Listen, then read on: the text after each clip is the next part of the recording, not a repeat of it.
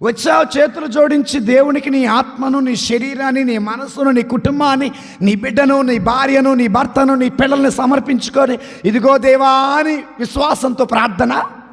నీ బలహీనతలు దేవుడు తెలుసు, నీ బలం దేవుడు తెలుసు, నువ్వు చేసే ప్రార్థన కూడా తెలుసు. అప్పుడు నువ్వు ఎప్పుడైతే దేవుడి దగ్గరికి విశ్వాసముతో వచ్చి ప్రార్థన చేస్తావో దేవుడు నిన్ను స్వీకరిస్తాడు.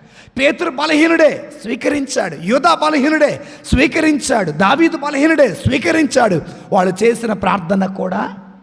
నీవు విశ్వాసివైతే బలహీనుడివైనా బలహీనురాలువైనా దేవుడు నిన్ను స్వీకరిస్తారు, నీ ప్రార్థన అంగీకరిస్తాడు, నీకు ఆశీర్వాదాలు ఇస్తారు. మీరెంత ధన్యులు, నా స్వరమును విన్నారు, నా సన్నిధికి వచ్చారు, నాకు ప్రార్థన చేశారు, నా రహస్యాలు మీరు అర్థం చేసుకుంటున్నారు.